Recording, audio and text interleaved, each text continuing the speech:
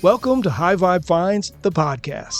This is where I share my conscious take on pop culture and the human experience, plus a few intriguing stories that just might redefine your reality. My guest today is actress Annabel Storm. Welcome back, Annabel. Hey, Trill, how are ya? Doing great. It's a hot one outside, but doing the best to stay cool inside. Yeah, for sure. So before we dive in, I have one cosmic question for you. If sadness suddenly disappeared from the human experience, would the world become more evolved or less meaningful? I think sadness puts into perspective how joyful life can be. And sometimes you need a little bit of the darker side of life to remind you of how bright being alive really is. You kind of agree that without contrast, we would lose our appreciation for joy. Yeah, although I would say more joy is always better, but it's also a good reminder that not everybody's experience might be as positive as yours. And so if you can find a way to relate to that a little bit, pull from your own experience, it can help you lift other people up to be more joyful. Very well said. Most of the stories I'm going to share today are from Reddit. They include relationship advice, am I overreacting, am I the asshole, plus a few bizarre ones. The last story is our hot topic of the day, which is all about the power of words. We're gonna go boom. We're gonna go.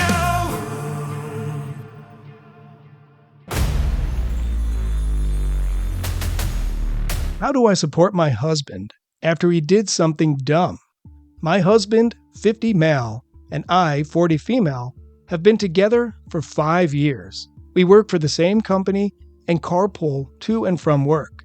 Our young child is in daycare at our office, so it's the three of us arriving and leaving together most days. My husband left his laptop on top of my car yesterday when we left work. Despite me suggesting so many times that he get a case and not set his computer on top of the car, he does this every single day. Probably once a week, he can't find his computer and panics that he left it on top of the car. It's usually in the back seat. But this time, the dreaded thing actually happened. When we got home last night, he couldn't find the computer and was panicking. I assured him it was probably still sitting on his desk at work, but when it wasn't there this morning, he had security check the cameras, and sure enough, we'd pulled out of the parking deck with the laptop on the roof of the car. To make things a million times worse, he's been working on a huge complex spreadsheet for months, and despite the fact that our company migrated all files to SharePoint over a year ago, he told me today that he had his spreadsheet saved on the desktop. Since the cloud migration, you actually have to work to save something locally on your computer. I love my husband, and I know he is devastated about losing all of his hard work. I want to hug him and tell him I love him, and it will be okay. But I also want to slap him because WTF. You did not one, but two insanely dumb things. What would you do if you were me? I'm going to be nice to him. I really am. That would be so terrible. I don't feel like she needs to pile on top of it right now. It is one of those legit human mistakes, right? You get in the habit of doing something, it's not the smartest thing. Of course your laptop should go in a case and inside the car, right? It's one of those things that you go, oh gosh, yeah, that's dumb when I do that, whatever. I mean, I'll never do it again. I don't think she needs to necessarily do anything in this case, except be kind and hug him and say she's sorry. In all honesty, what does him making a mistake like this do to her, right? It's not like her boss was like, I can't believe you would marry someone like that. Or, there wasn't an outcome from this that it was her spreadsheet that he had destroyed or something like that. This is he's a grown up. He made his own choices. That really stinks, but they don't affect you, so don't let them, sort of thing. And as long as he wasn't angry at her for driving away or whatever happened there, I say, be kind, give him a hug, and help him move on from this terrible mistake. Yeah, I think a lot of people agree with you overall in the comments, but first I'll just share a high vibe takeaway here. In the grand scheme of things, from a higher perspective, this will probably turn out to be a minor incident. When we marry someone, we accept their flaws and their occasional bonehead decisions. So in a way, this is an opportunity for OP to be a safe harbor for her husband. There's no doubt he's beating himself up over this. I mean, I know I would. Yeah. If she can just choose grace over I told you so, that'll go a long way to foster deeper trust in their relationship. And I also believe in like the 24-hour rule. Give him a full day to kind of grieve this mistake without any like solution offering or critiques. Just he's likely feeling incompetent and embarrassed, as like I said, I would. But if you just let him sit in that space for at least a day, and like you said, be kind, maybe offer him snacks or sympathy.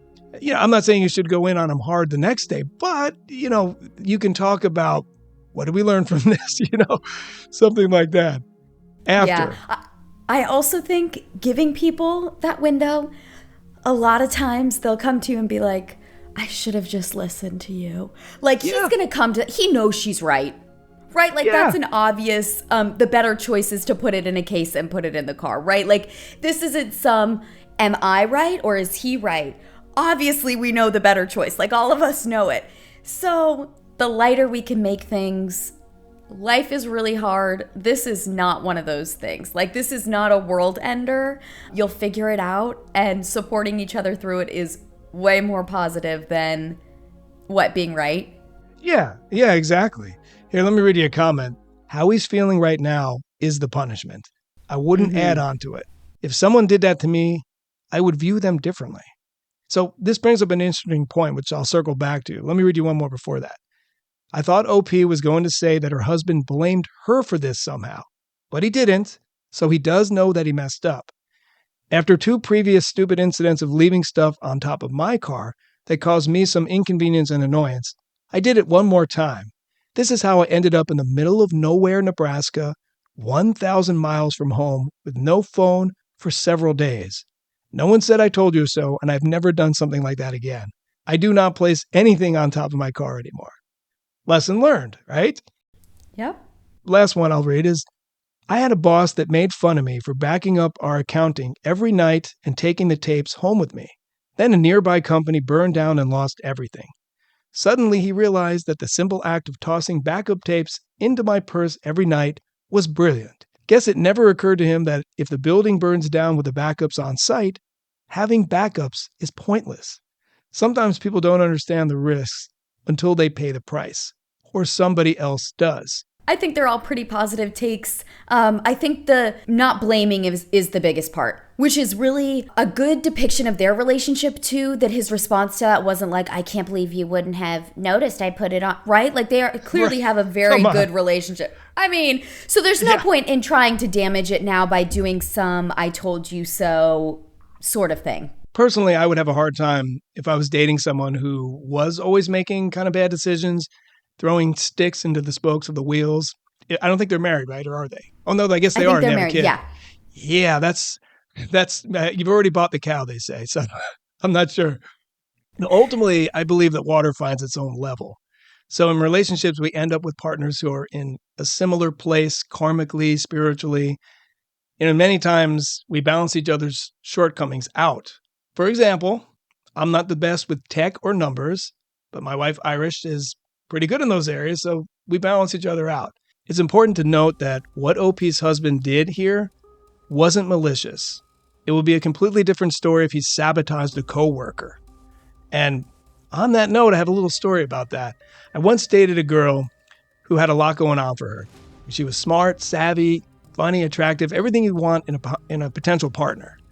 But then one day she tells me this story about how a friend who helped her get hired at her company confessed to her that she messed up a data transfer and was like trying to patch things together as fast as she could before her boss found out. What did this girl do with that information? She went straight to the boss and essentially got her friend fired. So I asked her, like, is your friend like a terrible person? Did she do something to you? She said, no, I just have a standard of excellence that my friend didn't live up to. So not only did she not show any remorse, but she was like smug about it. And I was just like, immediately after I heard that story, it like hit me so hard. I was like, I can't be with a girl who just thinks that that's somehow a good thing to do to a friend. So obviously I broke up with her, or, that was the end of that. What do you think of that? That's awful. And right? She's not a very good friend and not somebody that I mean, I assume her coworker told her that because she thought that they were friends. Yeah, she got her the job there.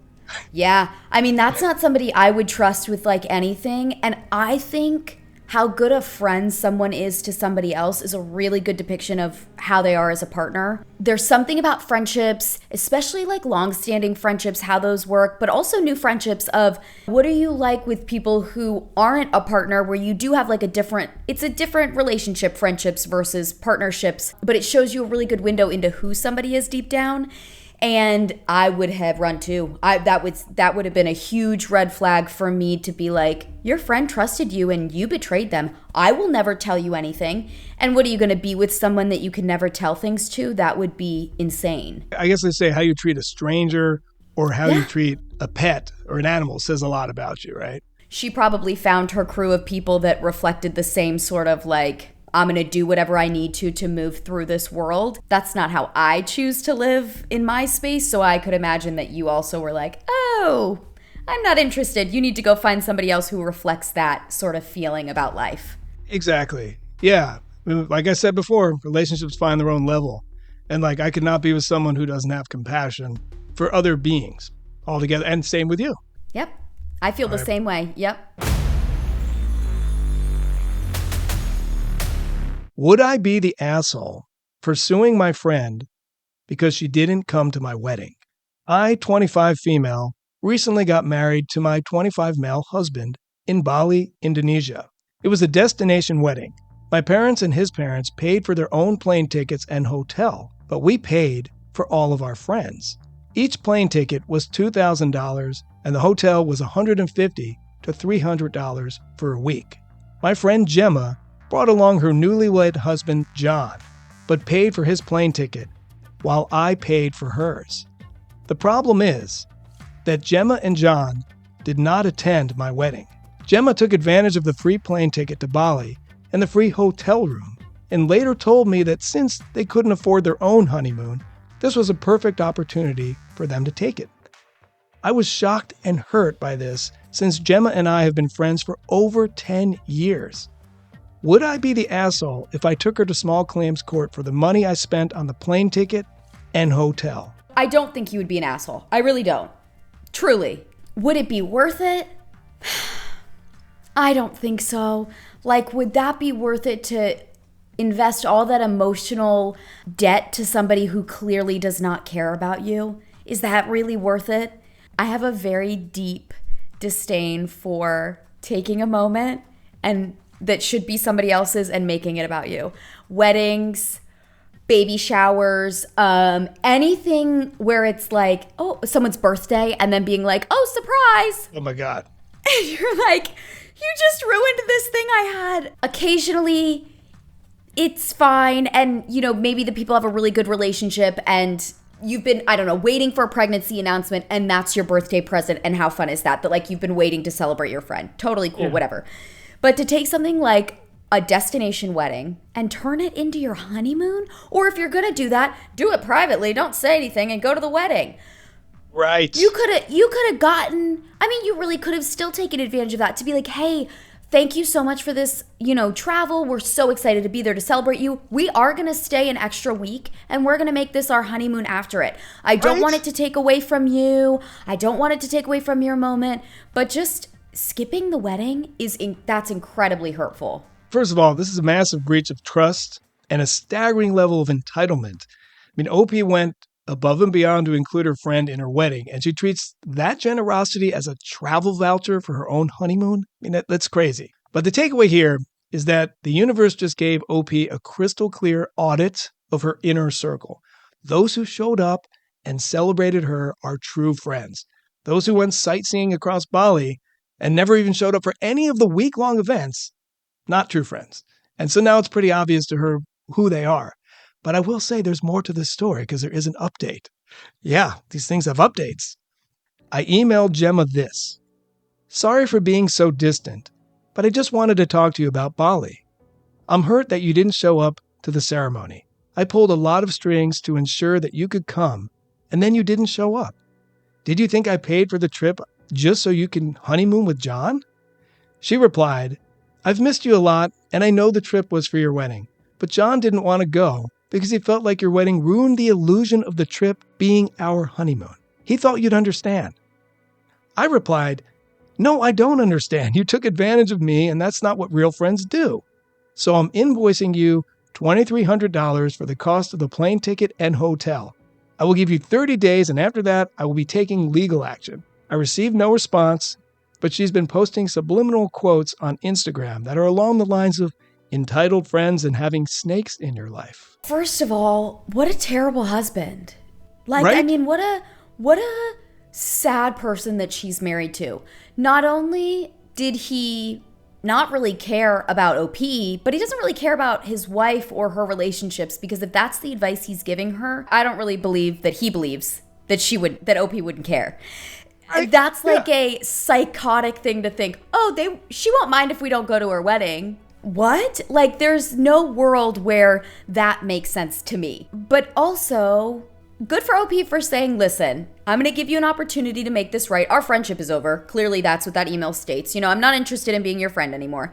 But I am going to give you an opportunity to, like, make this right and make it up to me. I'm expressing that my feelings are hurt. You're not going to be able to, like, fix my feelings because I'm not interested in being your friend anymore. But you can fix my wallet by giving me the $2,300 I spent for you to be there for me back. The Instagram posting, we've all experienced someone that you know is posting about you. And you're like, just tag me. Just tag me. If you're going to do this silly nonsense, just go ahead and tag me. Like, this is stupid. Or at least answer my email. I mean, at this point, like, come on.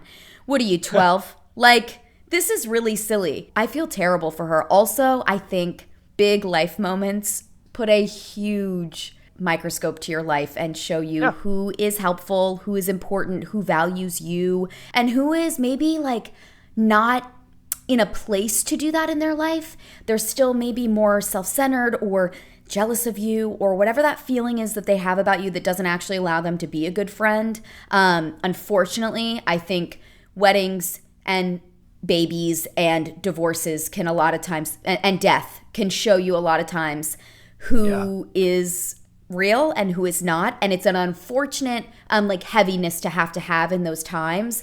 But take it or leave it. That's what the universe is giving you. So, well, you said is important, again, for OP not to let this incident tarnish the memories of her wedding. The further she goes down this rabbit hole, it could be the kind of thing she will always refer back to in her mind. As part of the whole, like, hey, wasn't it wonderful that we got married? Do you remember what my best friend did? right. Here's an update part 2. I didn't think this could get any worse, but here we are. I didn't respond to any of the subliminal messages she posted about me on social media, and I've been very quiet while I've been getting my ducks in a row for potential litigation. But this past Friday, she sent me a 3-page audit of financial and emotional contributions from 2015 to the present. I wish I was joking.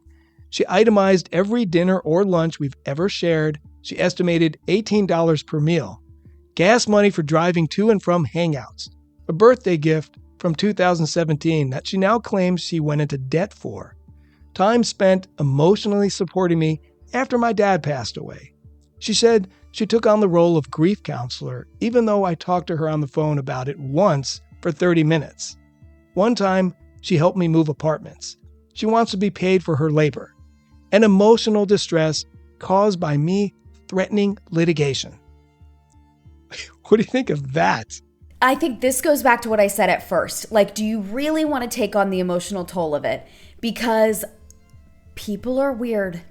And when they get put in positions of being uncomfortable or like maybe feeling defensive about things, they make strange choices. I think death a lot of times is a really good depiction of that, where like someone was a perfectly normal human being, their parent passes away, and they're unable to cope with that or maybe have a relationship with their siblings anymore. Yeah. This is the part to, do you really want to go down this path? Like, is this really important to you? It's not surprising to me. And clearly she's married to somebody who is willing to push her into that direction instead of being like, hey, I didn't mean to hurt your friend's feelings. Like, I'm really sorry. I think we should just apologize and maybe we can make it up to them in some way.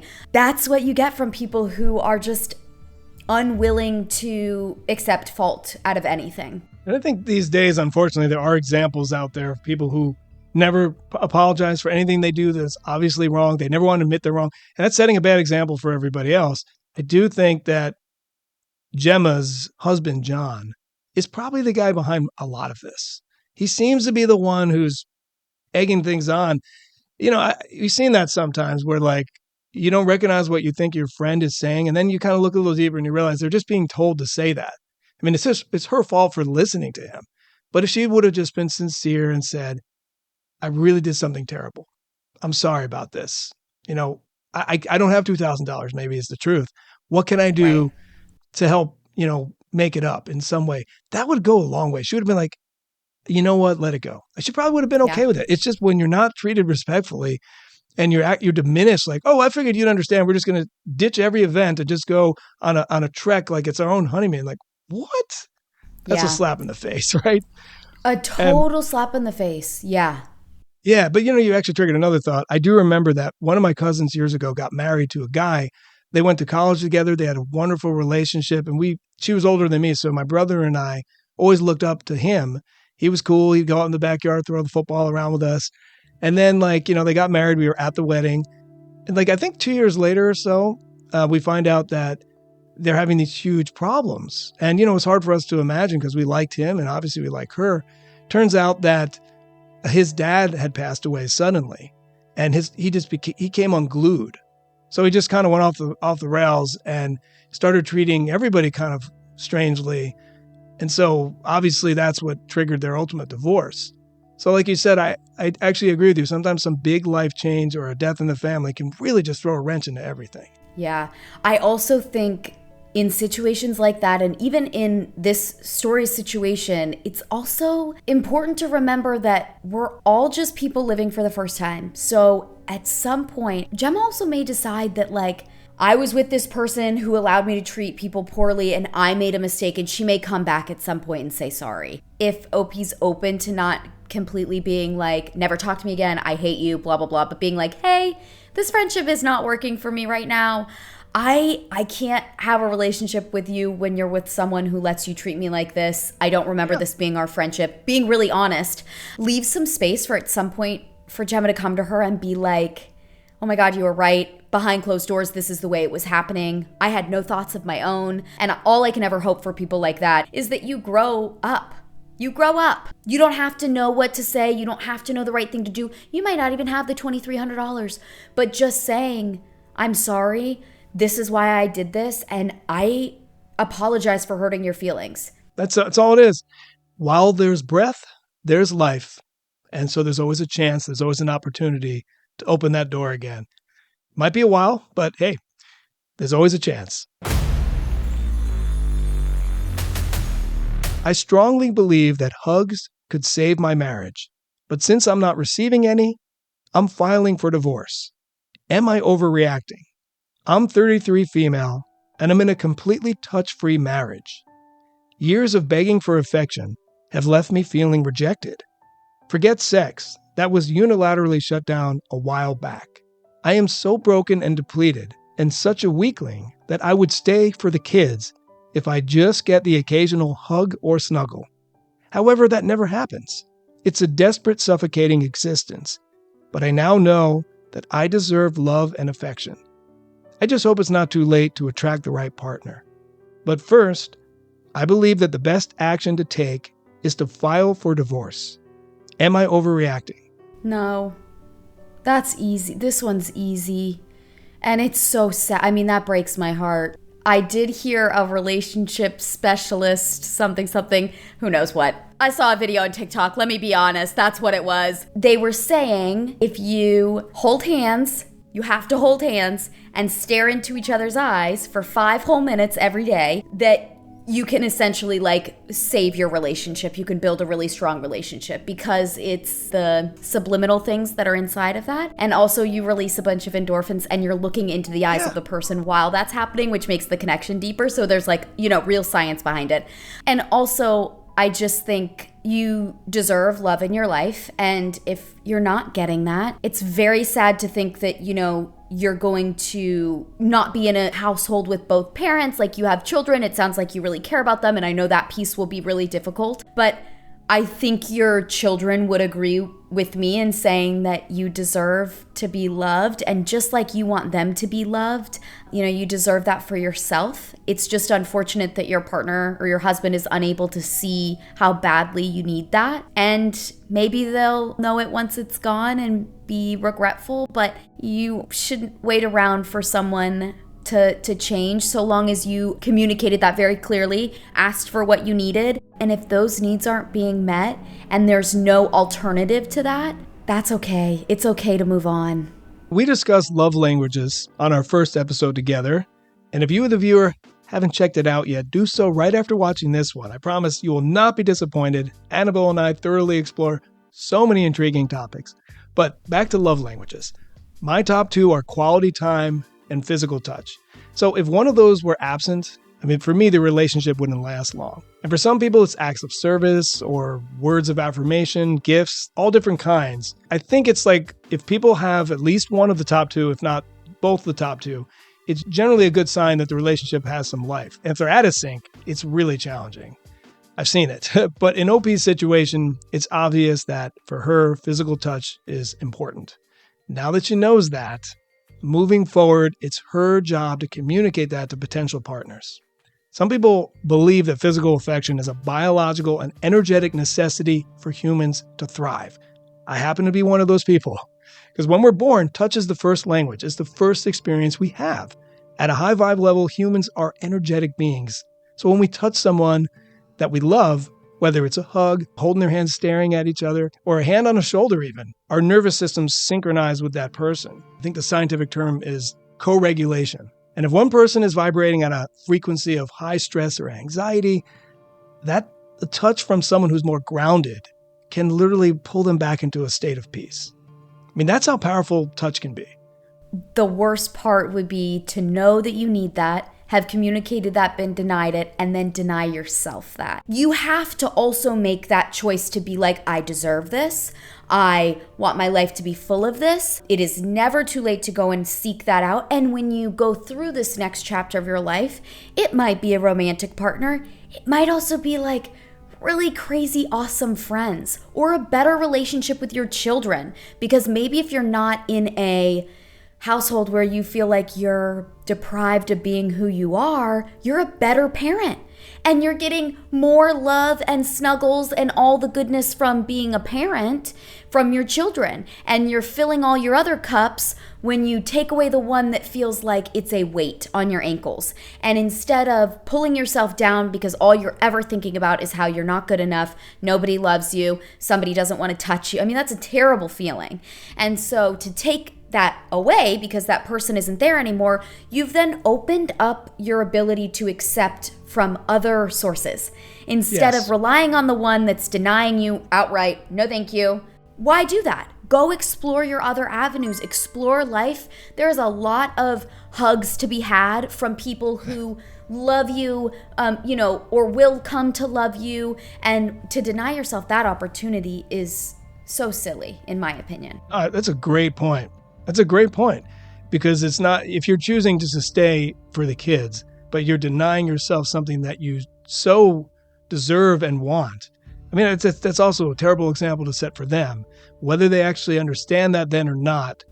Right. I think they do on an unconscious level. I always talk about different friends who it's easy for us to see other people's situations, how if we grow up with a friend whose mother, let's say, is very anxious and overprotective, I could see how uncomfortable my friend is around her when she's coming in, constantly sharing her worries, throwing it out there like, oh, don't go outside. It's freezing cold. You're going to get sick. It's only 50 degrees out there. It doesn't matter. There's a chill. It could rain. All these different things. Like he's like, okay. He has to handle her as best he can. You could see that he's uncomfortable. Now, I think that she's been like that almost her whole life. And I think he kind of sensed that even as a very little kid. Even if you don't hear words, we can sense their energy. The energy of like someone who is anxious and wound up or suspicious or worried versus someone who's more calm and like, we'll deal with things as they come. It's not raining out yet. It's 50 degrees. Put a jacket on. You'll be fine. Stuff like that. There is such a good experiment that they did. And I think it's called the facial experiment. So in my other life, I work in early childhood. I support the National Head Start Association. So I do lots of early childhood learning. And this experiment had a parent sit in front of their child who's in a high chair. They're feeding them and they're giggling back and forth with them. They're making faces and reacting, and the baby's reacting. They had her leave the room and come back and sit down and do this. And the baby starts to cry. And so even though that baby cannot communicate with words yet, doesn't have language, the baby's too little, doesn't have language yet, but the baby can sense the emotional shift of the parent, and also that they're not getting a reaction back that is positive, and their response is to cry. And so if you extrapolate that out, that's a baby, which means that's inherent in our being. And Absolutely. You carry that, so however old OP's kids are, they know. You might think that you're fighting in a room with the door closed and you're being quiet while you're fighting, or they don't hear the offhand comments that you make to dad about not wanting to hug, or that you say, oh, mom needs a hug because dad never hugs, you know, whatever those. And it's not to say that that's not really hard, and that like parents are also just human beings experiencing life, and that can all be really difficult. But if you make your space more conducive to a positive environment, your children will be better off. And if you're unable to do that with your children's other parent, and the safest, best option for your family is for you to move on, you're lucky in that you're not in a situation where you have to stay, I hope, where you're scared of leaving or, you know, unable to leave for financial reasons or anything like that. But if you have the ability to sort of let yourself be free of that, do it. Great story. Great story about that. It makes total sense to me because I do believe we have innate senses when we're born. It's the moment we're born. It just reminded me of how the classic, you know, between a couple, it's like, hey, is something wrong? No. But you don't have to say anymore. The energy is clear. Something is wrong. You can feel it when you walk into a room. And so, exactly. You know, if it's been communicated clearly and it's not happening, you've got to find a space where, you know, you can solve all those issues and it be like real, and ask for what you need and recognize what you need as a being, as a human being, and what you need to be happy in life. Conclusion, a hug goes a long way. My boyfriend got a promotion, and I'm feeling like it's hard to celebrate him. My boyfriend, male 27, and I, 30 female, both work at the same company. We've been together for 2 years.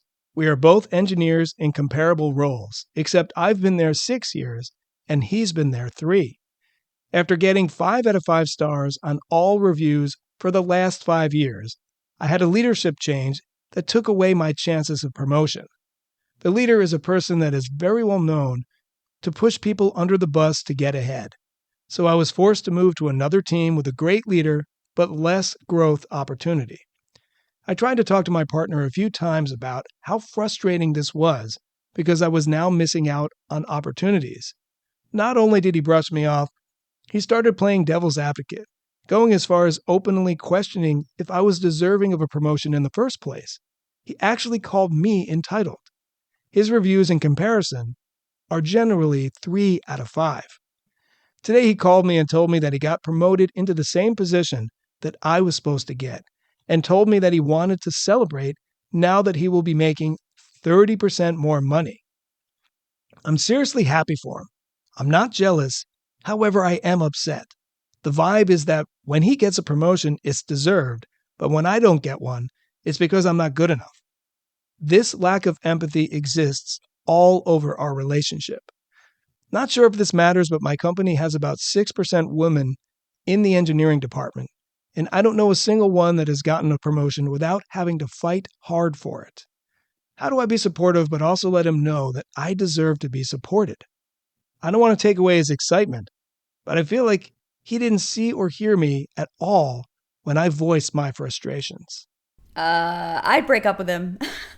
I'm sorry. That wasn't what she asked, but Dump him, move on. dump him, leave. Yeah. No, well, I think I think it's that line that this creeps up in lots of Yeah. places in our relationship, or whatever that line was that OP wrote, because I think that's maybe more of the issue than really what she's talking about in this instance of like, he made me feel small about a promotion, like that I didn't deserve it. He questioned me, called me entitled. If that's the way that it feels, that you can't celebrate and complain about things and not have someone always be a devil's advocate, like especially your partner, you don't want them to go to, let me stick up for your boss. No, stick up for me. Hello. I think that's the biggest thing for me that comes out of this. I don't think you have to like show up to whatever celebration dinner thing he's going to do and be like, you're the worst, you don't deserve this, blah, blah, blah. But I also don't think you have to go and pretend that you feel a way that you don't. If you're not feeling like this relationship is going to last, this may be a good example of maybe it having some deeper issues, it not working. I don't know how quite to describe that, but sounds not good. The low vibe response is, screw you, we're breaking up, I'm quitting tomorrow, I'm going to work for the competition. And in this case, that actually might be the high vibe move because, you know, if he's not showing empathy or support, that's a huge deal breaker. You know, the high vibe response is that this is about self-worth and identity, because I think too many people believe that they should accept less from a partner, less empathy, less support, less validation, all because they're afraid that if they leave, they would have no better options, which is absolutely not true. There is a perfect match out there for every one of us. I mean, we both truly believe that. So hold yourself accountable, hold your partners accountable, and always 100%. choose the highest vibration as opposed to settling for disharmony and discontent. You know yourself, value yourself. OP's boyfriend doesn't seem to have enough empathy for her, which will always leave her feeling emotionally abandoned. So this is the one time perhaps that we can just say, all right, it's the writing's on the wall. It's time to move on. Yeah. I also would encourage her to think about the fact that he's 27 and she's 30. It's not a huge age difference in terms of years, but it could also be like a lack of having grown up a little bit. Like he may just be behind, and that doesn't mean anything. You decide if you're like, oh no, I'm like, this relationship really matters to me. I want to stick it out. I want to make it work. I would suggest going to work for a different company. Don't work in the same place together, maybe. Especially if they're not valuing you anyway. If you feel like, well, gosh, this engineering team doesn't even care about me. Like, I don't know why I'm working for this firm or I'm working for this company. There are plenty of companies that hire female engineers and have female-led teams. Maybe you need to be somewhere else. And if you care about the relationship, go and fight for it. But if you don't, it's okay. Like, it doesn't really sound like this match is exactly what OP needs anyway. By the way, a comment here that it pretty much summarizes what we just said. It says, you seem to have two separate but overlapping problems, neatly tied together with a central theme. Problem one, you have a stagnating job where you were wrongly denied a promotion. Problem two, you have a significant other who neither validates your worth nor believes in your abilities. He kicks you when you're down by siding against you. He expects you to be happy for his promotion while demonstrating no empathy for your career frustrations. Common theme. You are being forsaken and underestimated by both your partner and your boss. Solution? Swap out both. There you go. Yeah, pretty much said. And someone else said, like, a really nice guy wouldn't dismiss your thoughts, feelings, or make you feel undeserving of something you have worked hard for and you have proof you were qualified to get. Stop fooling yourself. You are an engineer. You are smarter than this. The truth is the truth. Something, like you said before, the hugs one and this one's, sometimes it's just pretty clear. Like going back to the first story of the guy who left the computer on the top of his car, hey, it's a bonehead decision. Hope he learns from it. It's not a deal breaker. And interestingly enough, they both work together too. And they drive in together with their child. These two are as an unmarried couple who both work together. And the difference isn't that one of them did something dumb. The difference is that one of them was pushed aside and the other one got the promotion. And if you just go by the ratings, 5 out of 5 versus 3 out of 5, there's something going on here, some favoritism, something. She's not being offered her fair respect there.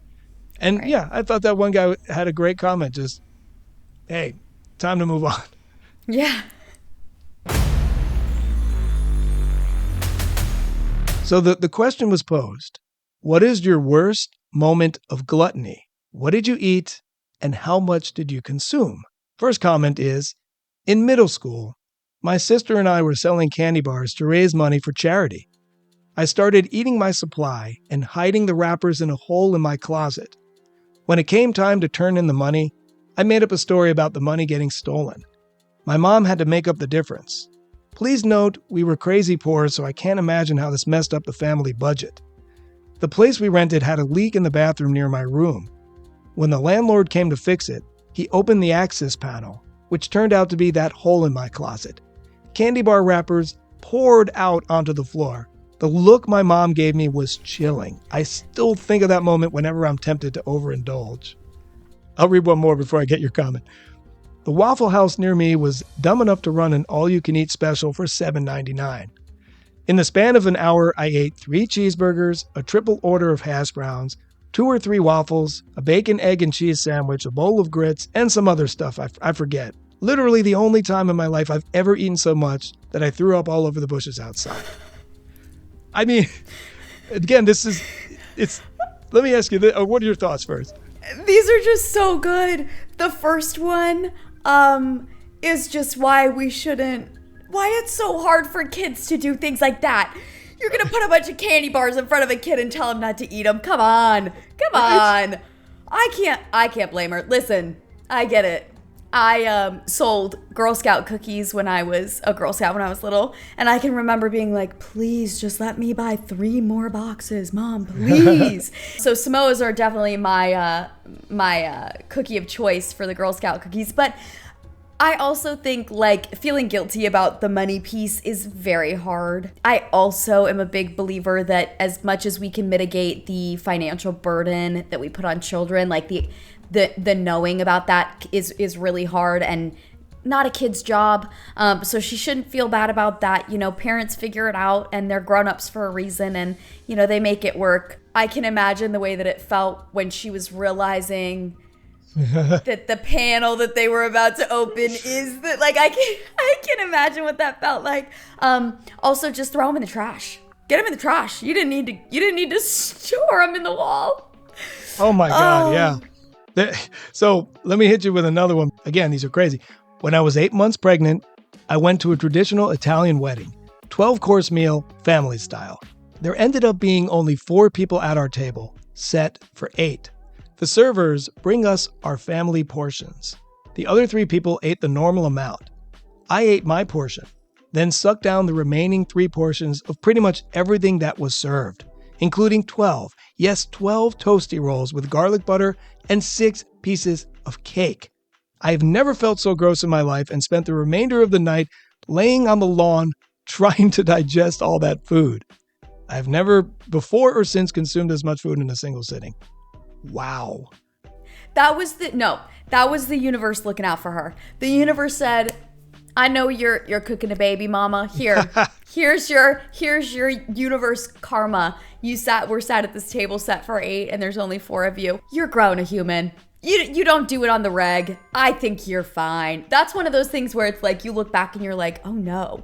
Except your brain and body are so weird during pregnancy. That one I think is like, you don't even have to take ownership for that. I feel like you can blame your child. Blame your kid for that one. You know, you can put all the blame on them.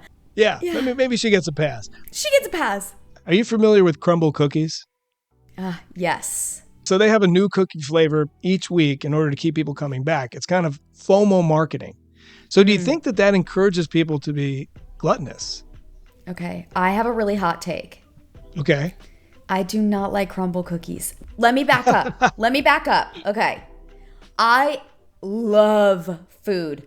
I love to cook. I love to bake. It is definitely one of my love languages is like cooking for people. I like taking care of people. That makes me feel very good. And cooking to me is part of that. I also love the flow to cooking and baking. I get in very much of a flow state. I usually have headphones on and listen to music, dance around the kitchen, have my time to myself to sort of decompress. So I love to bake. I'm not denying sweets. However, I do not like crumble cookies, so I can't even understand the desire to go and eat them every week because I ate them and was so disappointed. the marketing on them is so insanely great because people are obsessed with them. And I'm like, have you eaten one? It's bad. Sorry. And I'm like, I can make you some chocolate chip cookies that'll knock your socks off. And I'm not saying like, you know, everyone needs to eat low calorie and we shouldn't be whatever. But I do also think that marketing of like, you have to have this, you have to have this, you have to have this. And it's really with everything now. It's the new KitchenAid color that they reveal every year. Now you have to have this KitchenAid color. Or all the new Le Creuset colors that come out that then, oh, but I have this thing and I need another thing. And it's so much stuff. Food, stuff, clothes, trips. You don't need everything. The less stuff we have, including like the cookie of the week, do you really need to go spend $9 on that cookie? It's going to hurt your tummy. You're going to eat it and then you're going to go, ugh. What I find intriguing is that gluttony is kind of like, it's approached from two different mindsets. The first one is scarcity. People who grew up with food insecurity or emotional neglect, financial instability, it's understandable that they may develop a subconscious take it while you can reflex. And this is because the nervous system doesn't trust abundance. So it hoards whatever it gets whenever it gets it. I can understand that. The second one I find a little less understandable. It's the mindset of entitlement.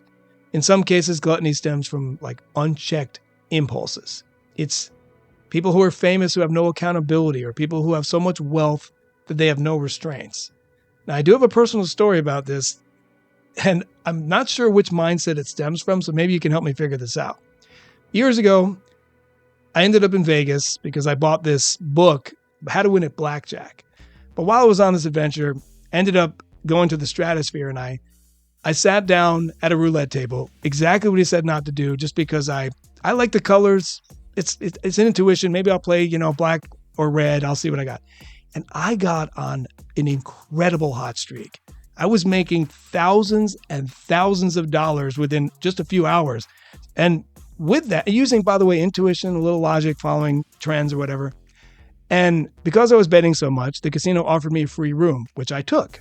I was being really generous with the money and then the accommodations they gave me. I would take the people at my table and get them all free lunches. Or I'd buy them merchandise. I'd get them to ride the roller coaster ride, all of that stuff. Some of that was comp, some of that I had to pay for. I went upstairs just feeling like king of the world in this gigantic suite that was like top floor, overlooking Vegas. And I just got so gluttonous. I ordered all this stuff, and it's way too much food, by the way. But I just found myself like nibbling from here, nibbling from there, taking this, that. And I'm just like biting one and throwing like three away and biting another, throwing. And at some point I caught my reflection in the glass. In the window. It was nighttime by this time. And I swear, I could see and feel like shame beaming back at me. I felt like such an a-hole for having no appreciation for all this food and for all the privileges I was enjoying. I realized in that moment, this is not who I am. I don't want to be this guy. So the good thing was, I kind of snapped back into alignment and left the next day with whatever winnings I had left. But I had that moment where I just was feeling what a lot of wealthy people feel like, bring me this, bring me that, I'll take all. And again, we're not talking hundreds of thousands of dollars. It's just in that moment, I was just risking a lot and winning a lot.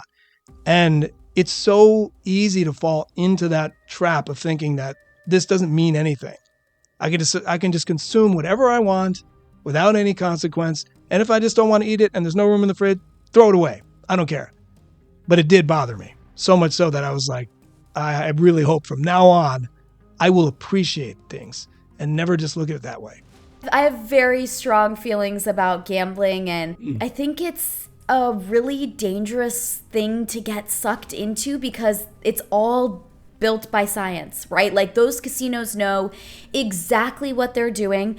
They gave you that room on purpose to see if they could get you to stop playing, right? Like they know all the science behind what they're doing. None of what they're doing is out of kindness. They don't care. They want to win. Like that is what that's about. And it's an excess of money and of glitz and glamour and food and drinks and as much as you can put into a single place. But it is a really good depiction of like what we might call true gluttony, like that just needing of everything, right? That just like excess. I do think it is a very interesting spiral of making you not who you are. It is like such an endorphin high that it can blind your like smart brain. Like you are a smart person who makes good choices, but this endorphin hit is so overwhelming and happens in like these huge, almost like a typhoon wave, right? Like just so big. It is like something you can't even imagine until you're in it. And then unfortunately what happens to that big wave is, and you were lucky enough not to experience this, but it does crash. You had a little bit of that feeling in your hotel room, right? Where you looked at yourself and you were like, oh my God. There is a downside to that. I love that you also pointed out sort of the two schools of gluttony, right? This experience of like, I've had nothing, and so when I have something, I have to store it. Kind of the flip side of that being the, I have everything, I want everything, I'll take everything, which is very different from a scarcity mindset, being aware and mindful that not everybody has the same experiences in the world and have access to the same things.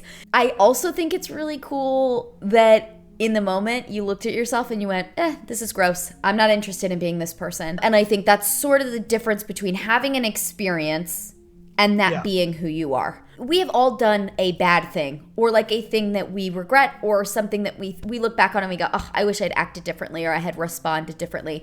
And that's the difference between people who do things and don't care and don't make change. There are mechanisms all through Vegas where they just, there's no clocks. They pump a lot of extra oxygen in the AC. They're just trying to get you to lose your money. I mean, I don't like the idea that these games are so rigged against people that they should have to suffer through. If there is such a thing as a winning table and people are winning, they should have no legal right to close it down. Everybody should just be able to win at that table.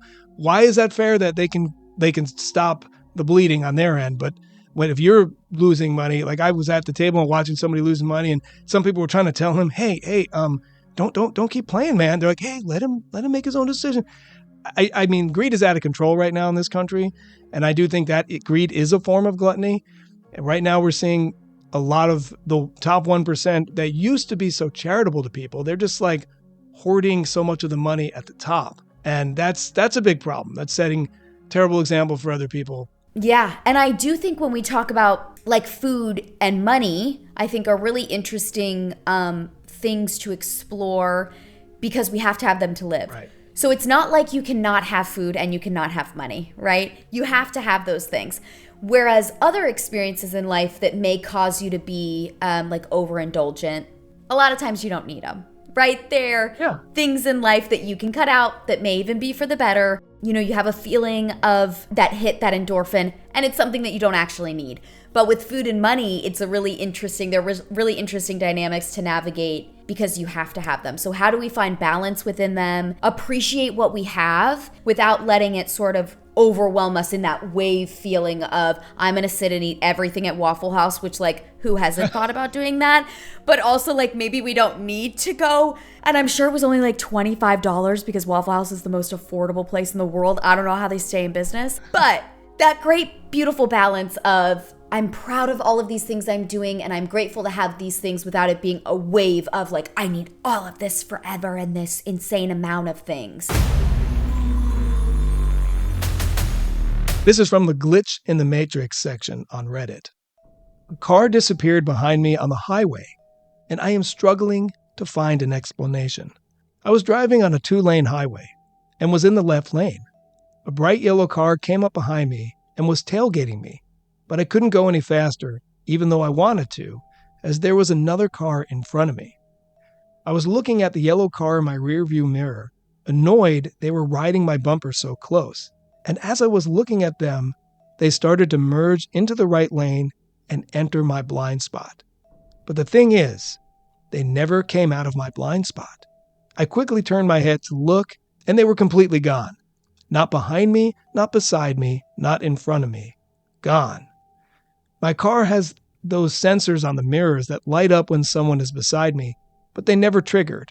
This was a bright yellow car, and it was in total daylight. There was absolutely nowhere the car could have gone because there was a guardrail alongside the right lane and a concrete median alongside the left lane.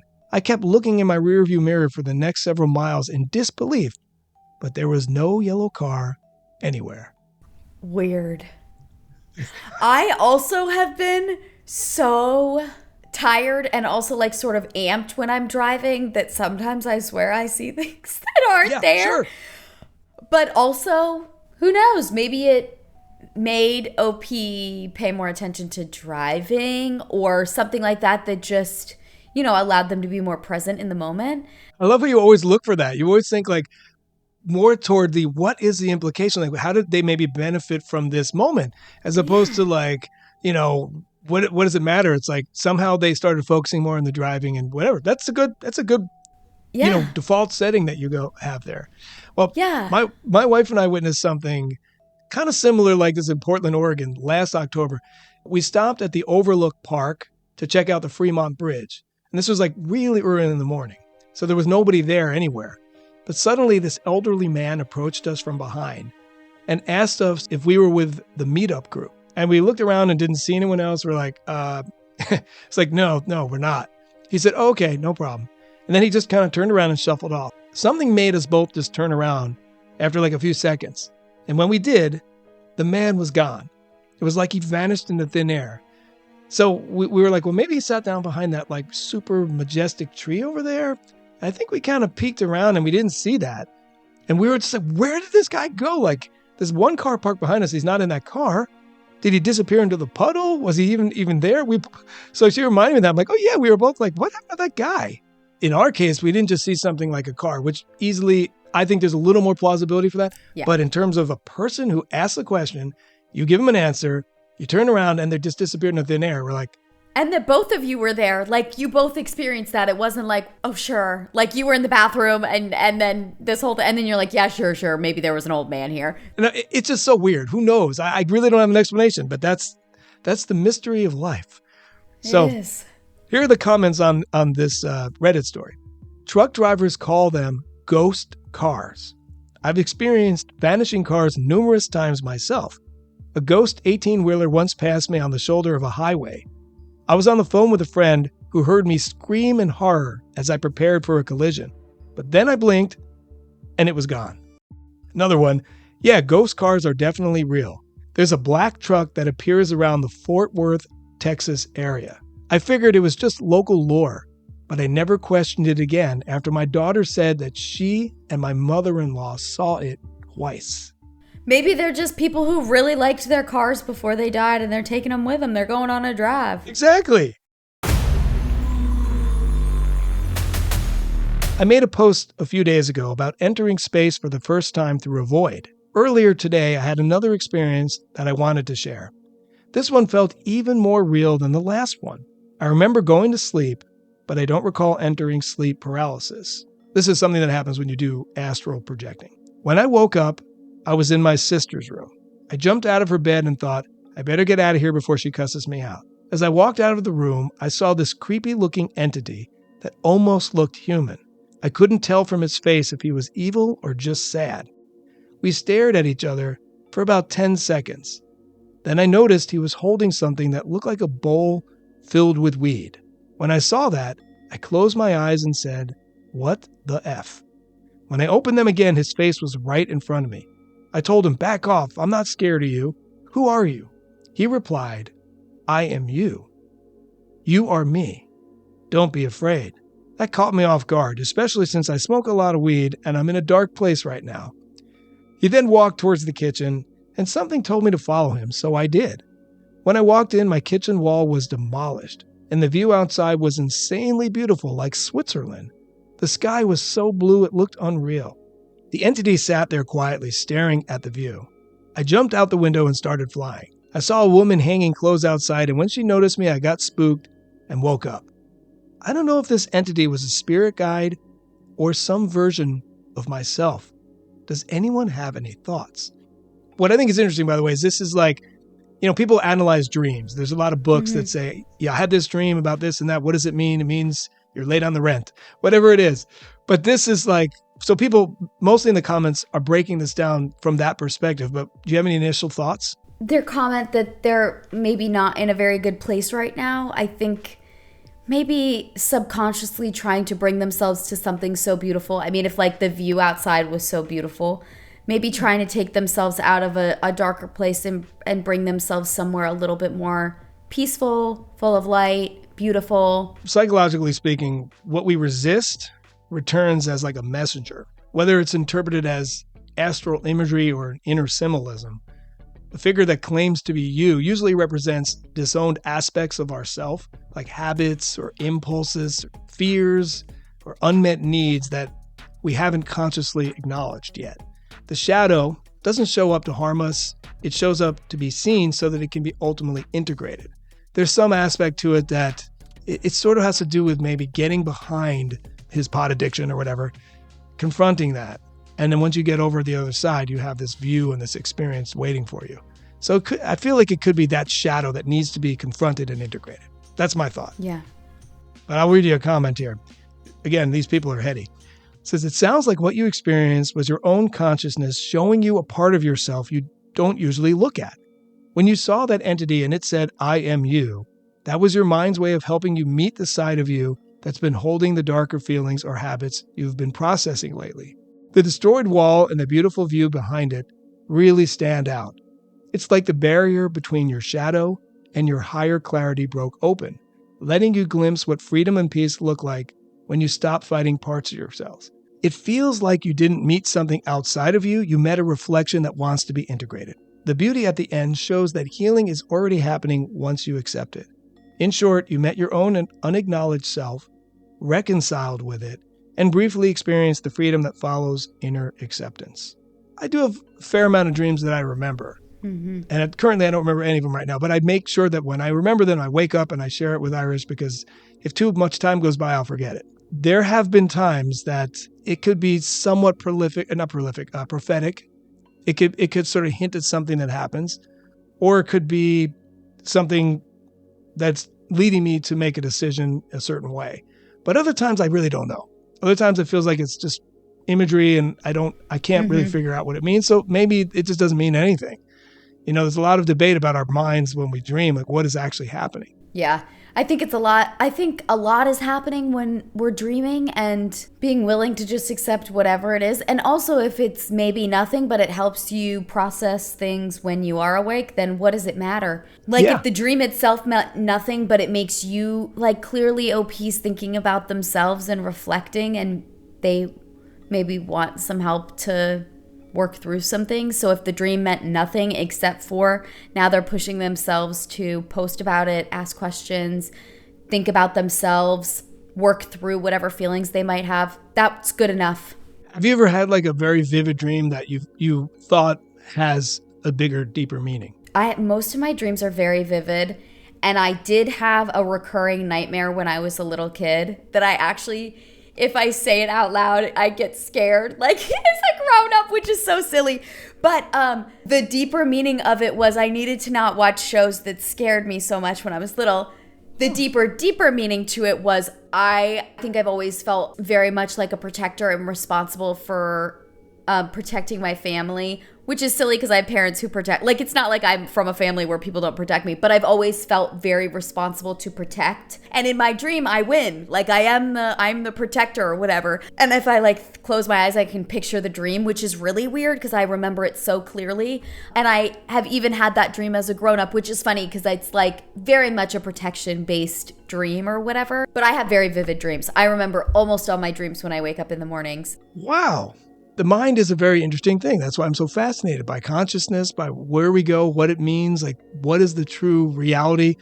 And of course, I always default to, we have a big part of what we think reality is. Like it's always our own experience that we're living in. We're the main characters in our story, you know, because we want to be empathetic and try to imagine what it's like for other people. And that really makes life so meaningful. You know, I'm the type of person who always holds a door for a stranger. As silly as it is, if I see someone walking and they're not even near there, I'm like, are you coming in? I'm opening the door for you. And the kind of gratitude you get from most people, you'd think I gave them like $100. You know, it's like, oh, thank you. Thank you so much, sir. I appreciate it. But because I guess that's not very common as much. And that's just one little thing, but I feel good about it. The opposite would be equally true. If I saw a guy coming, I slam the door on them. Everything affects everything. The butterfly causing a tsunami across the world, that whole analogy. That's why I feel like, like you always say, be kind. Stay in that high vibe mindset, and you're putting better things out into the world, and hopefully it comes back to you. But you're doing it first and foremost because you do feel good about doing it. So for our hot topic of the day, do words have significant impact on our well-being? The next story was shared by Vishen Lakhiani, who is the founder of Mindvalley, which is an international self-empowerment group. Vishen writes, 2 weeks ago, I turned 50, and I caught myself doing something subtle but dangerous. I was aging myself. Not biologically. On paper, I'm doing great. Most longevity and biomarker tests place me at 10 to 20 years younger than my chronological age. My body is strong, but mentally, I had started building a quiet list of excuses. When my son Hayden, who somehow speaks 7 languages, asked why I wasn't learning Spanish and Italian, my answer came out automatically. Well, you've got a teenager's brain. It's easier for you. When my kids invited me to join them in new physical practices, I'd hesitate. My recovery isn't what it used to be. None of this sounded dramatic. It sounded sensible. But taken together, it formed a pattern. I wasn't listening to my body. I was talking it into decline. And then I read a fascinating study by Ellen Langer that completely messed with my worldview. The results, which almost weren't published in 1979, were so wild that Langer feared the scientific community wouldn't accept them. At the time, the idea that belief, identity, and mindset could meaningfully alter physical aging was considered fringe. Today, with what we know now about meditation, placebo effects, neuroplasticity, stress biology, and longevity science, her findings are far easier to digest. But back then, they sounded impossible. And yet, they happened. In Langer's Counterclockwise experiment, she took a group of men in their late 70s and brought them to a retreat. No supplements, no exercise program, no medical interventions. Instead, she recreated the world of 1959. The furniture, the music, the magazines, the radio broadcasts, the conversations. The men weren't asked to remember 1959. They were instructed to live as if it were happening now. They spoke in the present tense about events from that era. They carried their own luggage. They weren't treated as fragile or dependent. They were treated as fully capable men in their prime. After only 7 days, measurable biological and physical shifts occurred. Several men stood taller, reversing their hunched posture. Their strength and flexibility increased. Their memory and cognitive performance improved. Even their eyesight, so much so that some of the men were told they needed new glasses because their vision got better. Aging had been masquerading as inevitability, but it turned out to be, at least in part, reversible signaling. The implication is that these men didn't fix their bodies. They changed how they related to themselves. They stopped behaving like old men, and their biology followed. That's when I realized something uncomfortable. I wasn't being limited by my health. I was being limited by my self-talk. How you talk to your body matters. Langer's experiment proved this. Self-talk can sometimes have a greater effect on our body than what you give it. Your body is always listening. Every decision is a conversation. When you say, I'm too old for this, you're talking to your body. When you say, let's try this, you're talking to your body. When you experiment with a new movement, when you challenge an old belief, when you act like possibility is still open, you're talking to your body. So before I share how I talked my body back into health, what are your thoughts on this? I think words have so much power. I really do. Words can really impact how we relate to each other, to the world, and to our body. I really believe that. And so I also feel very strongly about affirmations that have become very popular. I know I said before all the fatty things, and affirmations are a little bit of a fad, whatever. I really believe in them. I also think when you talk to yourself like you're capable of doing things, whatever your affirmations are for you, if you struggle with your body image and how it looks and how it, has aged or whatever the feeling is, or if it's about how smart you are, how capable you are, what are the things you can do. When you talk to yourself like you can do things, you do them. You are more enjoyable to be around. So all of that, you're more positive. So everybody around you wants to be around you. You're happier with yourself, which makes other people look at you and you like become sunshine.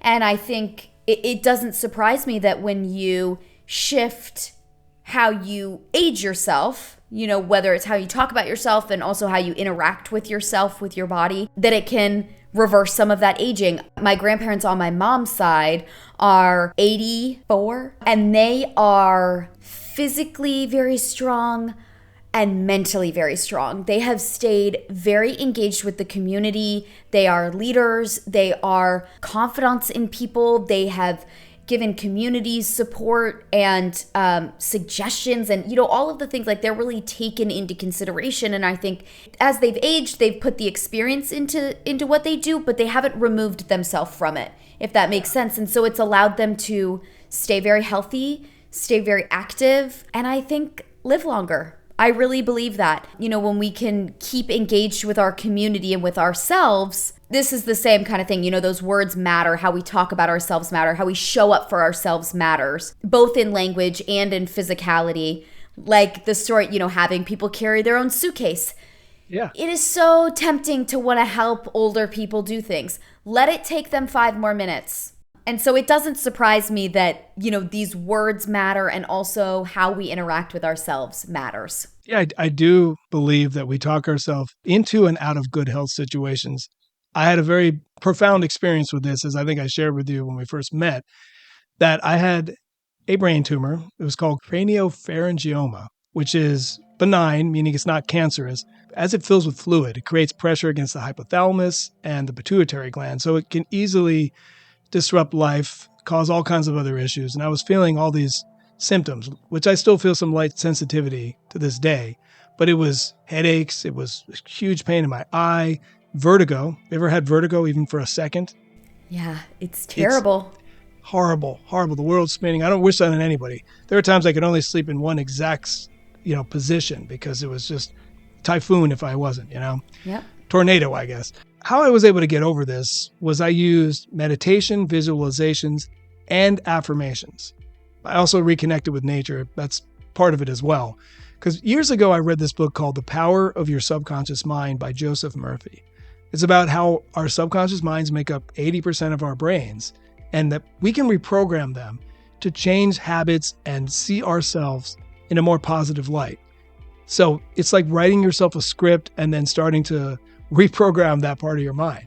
Back then I used affirmations. The first time I read this book, I used them to gain more confidence. I would make these tapes where I wrote out a bunch of positive things and I just put it to music, instrumental music, and just listen to it in headphones.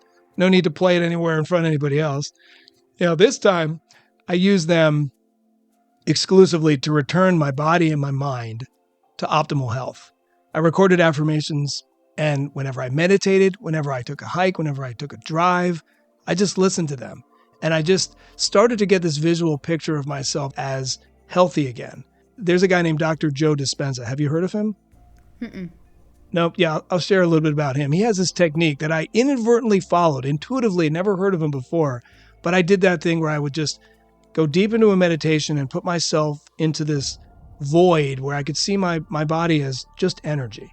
And I started thinking, if we're all energy, I can just drain this thing. I can just flush this through my system. I can return it to health. Now, I do believe that by de-stressing myself, pulling away from things that were so crazy at the time, taking more hikes and more drives, that took pressure off of it. Because these things, generally, the only way is to do surgery, and it's the most risky surgery for this specific kind, because they have to drill through the eye. And you could go blind from this. And they have to get a very specific part. And even if it drains the fluid, there's usually a couple of calcium bits there that they cannot get out that way. Anyway, which means it could come back. So I heard all this and I was obviously shocked. I was like, I don't want to risk that. And so after you feel like you got punched in the stomach, you kind of get over it after a few weeks and you start thinking, okay, well, what can I do? And it was just a small, subtle, remember that book I read? Maybe I could start with that. And It's a longer story. It took months and months. And at first, you go for an MRI and they're like, nope, it's getting larger. We got to operate immediately. And you have to just sort of put that aside and go, no. I feel like I can at least have a chance here. And so I did. I continued to work that system, so to speak. And eventually I had a moment where I felt like something reconfigured in my body. And I was like, I really feel like I made it across the threshold here. Let's do another MRI. And it had literally shrunk down by 60+%. And the doctors were astounded. And I just stayed in that moment. I continued to do it. And so all told, by the end of a year or so, they're like shocked because they saw that it was barely anything. You know, and keep in mind, I had done the whole shuffle from an endocrinologist to a neurologist to a neuro-ophthalmologist, 3 different doctors who would all be a part of this big operation. Not a pleasant situation to go through. But once I sort of had this in my mind that I could do this, I'm like, just stay the course. I'm not recommending everybody else do this. I'm saying it worked for me. And so I just kind of moved down that path.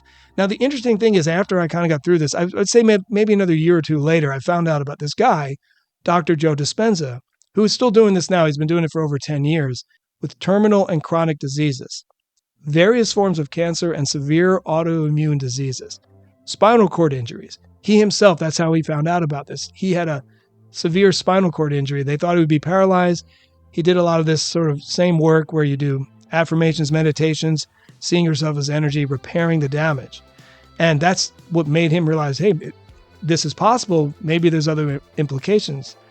So neurological and mental health conditions, including anxiety, depression, and emotional disorders. Part of what I think triggered it for me was some form of depression, because you start feeling like, I was like, why would this happen to me? Because everyone knew me as like, I always was in good health. I always was in a good flow. And then suddenly this is like an indictment. I'm like, oh my God, I don't want to tell anybody about this. And I didn't tell too many people about it.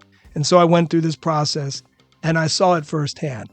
It's the power of words that really helped, because when you hear your own voice with some powerful music, seeing yourself as healed, seeing you're beyond this point and you're enjoying life, going on adventures, which Irish and I do all the time, almost as a celebration of life, you kind of get more empowered and more excited. And that feeling of excitement triggers this to be like 10 times as powerful.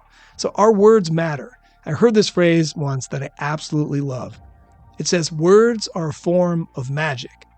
We call it spelling because when we speak, we are literally casting spells. I like that. That's so sweet. But I think how we talk about ourselves and to ourselves is so important. My dad's mom, my grandmother, who passed away when I was a little younger, she was a polio survivor. Wow. So my grandfather was in the Air Force and they were stationed on Guam, and they had delivered the polio vaccines. And they only had enough for my grandfather and my grandmother and not my uncle. And my grandmother said, I'm not taking this. You'll give this to my son. I can't deny my child a vaccine that's going to, potentially save his life. And she woke up about a few weeks later and she complained to the doctor. And the doctor said, you want your husband to come home from post? No, I'm not calling him. You're fine. Go home. So she went home, laid down in bed, and the next morning she woke up and was paralyzed from the waist down. She was also about 6 months pregnant at that point with my aunt. And they went to the infirmary and they said, we have to put you in an iron lung. And if you go in an iron lung, you don't come out of an iron lung. It was a breathing machine to sorts, and essentially people lived their lives out in that and eventually died from whatever disease they had. It was very uncommon that you ever came out of an iron lung. And she said, no, because if you put me in that, you're sentencing me to death, and I'm not accepting that. I'm pregnant.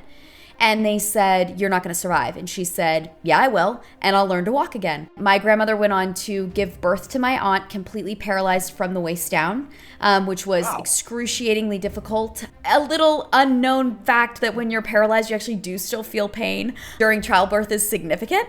She gave birth to my aunt and then had my other aunt and my dad. Following that. Wow. She lived the rest of her life with post-polio syndrome, which caused her to have a limp. She walked again, she drove a car, and she lived until she was in her 80s. And she is a great depiction of someone who spoke it out loud that she would not do that. She would walk again, and she would prove all of these people wrong.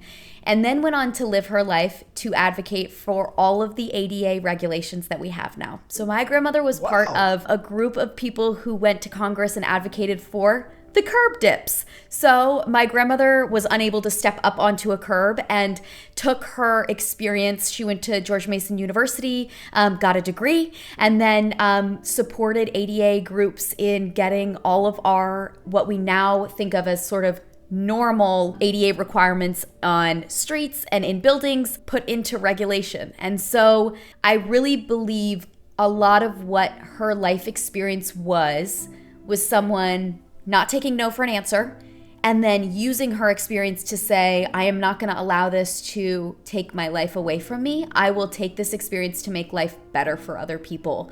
And her willingness to not be denied was in how she talked to herself, how she talked to those around her. She raised incredible children. She supported her family and was someone that, when you talk about words being powerful, denying a doctor in 1955 was pretty insane. And a military doctor. Saying no to a doctor, period, as a woman in the 1950s was insane. But to say that to a doctor who was probably in a general role was pretty badass. But she spoke it into the universe, and that was how she lived her life, was not denying herself anything and walking for the rest of, she walked in my lifetime, which is crazy to think about. So that is an incredible story. Thank you for sharing that. Yeah. That is great. Wow. Yeah, that, again, words, super powerful. So let's end it there. Thank you so much again for joining me today, Annabel. This has been super fascinating, as always. I love it. Before we peace out, is there anything else you'd like to add? Any final words of wisdom? Anything? Talk nice. I think that's how I'll end this one. Talk nice. Talk nice to yourself. Talk nice to those around you. Talk nice to the universe.